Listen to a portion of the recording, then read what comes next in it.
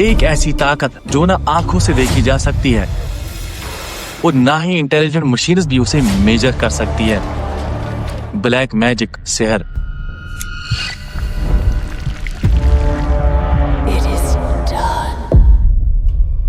آج ہالی ووڈ اور بالی ووڈ جیسی فلم انڈسٹریز نے اس چیز کو ہارر موویز کے روپ میں بلین ڈالرز کا بزنس بنایا ہے۔ ایک ایسی طاقت جس سے ایک انسان کو کنٹرول کیا جا سکتا ہے، اسے برباد کیا جا سکتا ہے۔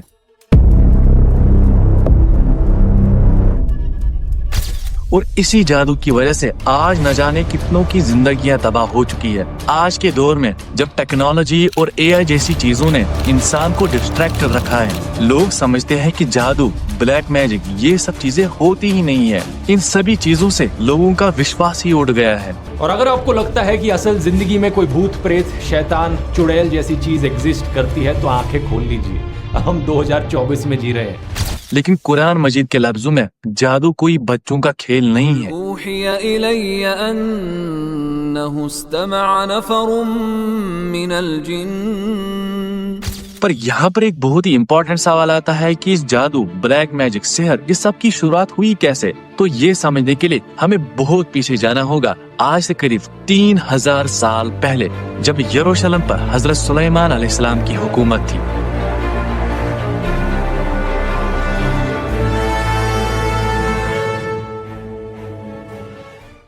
سلیمان علیہ السلام کو اللہ تعالیٰ نے ایسا بادشاہ بنایا کہ آج تک کی دنیا میں ایسی بادشاہت کسی کے پاس بھی نہیں، کیونکہ خود سلیمان علیہ السلام نے اللہ تعالیٰ سے یہ دعا مانگی تھی، اے اللہ مجھے ایسی بادشاہت عطا فرما جو میرے بعد کسی کے بھی پاس نہ ہو۔ اور پھر اللہ نے ہوا کو سلیمان علیہ السلام کے کنٹرول میں دے دیا اور وہ مہینوں کا سفر کچھ ہی منٹوں میں طے کرتے۔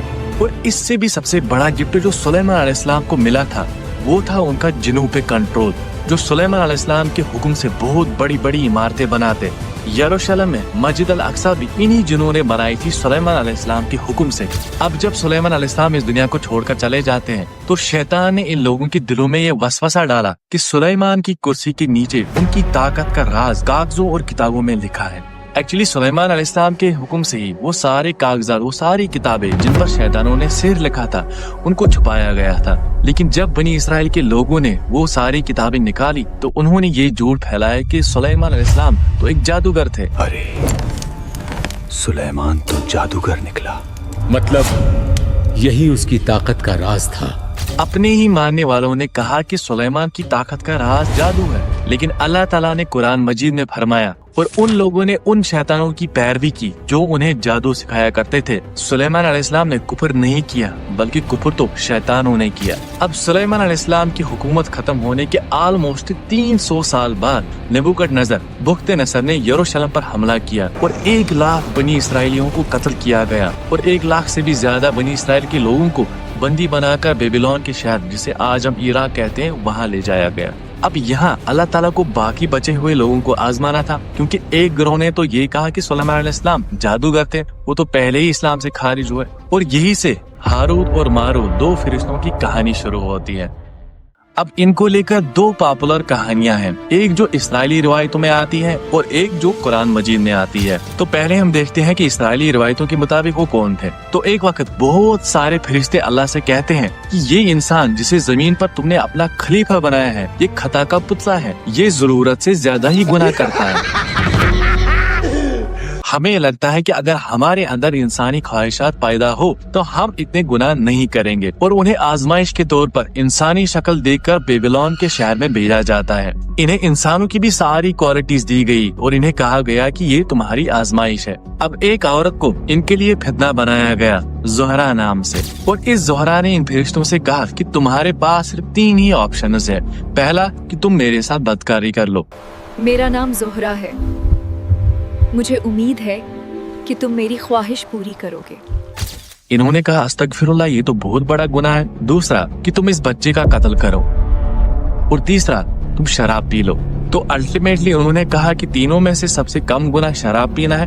شراب پی لی تو شراب پینے کی وجہ سے انہوں نے بدکاری بھی کی اور اس بچے کا قتل بھی کر دیا۔ اور پھر اللہ نے کہا کہ میں تمہیں اب عذاب دوں گا۔ تو ان فرشتوں نے اللہ سے کہا کہ ہمیں اسی دنیا میں عذاب دو، کیونکہ آخرت کا عذاب بہت ہی سخت ہے۔ ان کی یہ درخواست منظور کی جاتی ہے اور انہیں بیبیلون کے کنویں میں الٹا لٹکا دیا جاتا ہے۔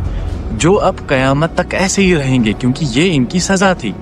और लोग इनके पास जाते हैं जादू सीखने के लिए। हमें भी बाबिल शहर जाना होगा। मैंने सुना है हारूत और मारूत वहाँ लोगों को जादू सिखा रहे हैं। हारूत और मारूत उन्हें बार बार कहते हैं कि जादू तो हम आपको सिखाएंगे, लेकिन हम तुम्हारी आजमाइश है, तो हमसे जादू ना सीखो और कुफर ना करो। अब ये तो वो कहानी है जो इसराइली रिवायतों में आती है, और इसका इस्लामिक एस्कटोलॉजी से कोई लेना देना नहीं है। अब कुरान हारूत और मारूत के बारे में क्या कहता है? सूरह बकरा की आयत 102, और जो बाबिल में 2 फरिश्तों हारूत और मारूत पर नाजिल हुआ था, वो दोनों किसी को नहीं सिखाते जब तक ये ना कह ले कि हम तो एक आजमाइश है, तो ये सीखकर कुफर ना करो। और इस वार्निंग के बावजूद भी वो लोग ऐसा जादू सीखते थे जिससे मियाँ बीवी में जुदाई डाल देते थे। अब कुछ लोग ऐसे भी होते हैं जो कहते हैं कि वो ऐसा इल्म कैसे सिखा सकते हैं, तो वो इसी आयत में क्लियरली लिखा था कि वो एक आजमाइश थी और वो किसी को नुकसान नहीं पहुंचा सकता था वो इल्म, हाँ मगर अल्लाह चाहे। मतलब वो इल्म यानी जादू किसी को भी नुकसान नहीं पहुंचा सकता था जब तक अल्लाह की मर्जी ना हो।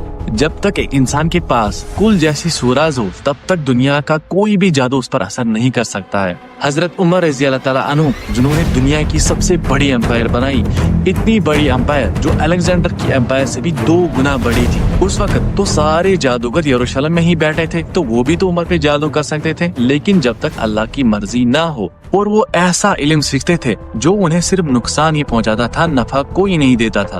अब वो कैसे? देखो, जैसे शराब, जिसे अरबिक में खमर कहा जाता है, कुरान हमें कहता है कि शराब के कुछ फायदे हैं। हाँ, बुराई तो उससे ज्यादा है, लेकिन शराब के भी कुछ फायदे हैं। लेकिन ये जादू जो लोग हारूत और मारूत से सीख रहे थे, वो बर्बादी ही बर्बादी है। अब आपने देखा होगा कि जादू कितनी बुरी चीज है। इवन मोहम्मद सल्लल्लाहु अलैहि वसल्लम ने फरमाया कि 7 बड़े गुनाहों से अपने आप को बर्बाद ना करो, और वो क्या थे? पहला शिरक और दूसरा जादू। दोस्तों, उम्मीद है आपको ये वीडियो पसंद आया होगा, अच्छा लगा होगा। आप मुझे कमेंट्स में बता सकते हैं कि हम और किस टॉपिक पे वीडियो बना सकते हैं। मिलते हैं इंशाल्लाह नेक्स्ट वीडियो में। टिल देन, अल्लाह हाफिज।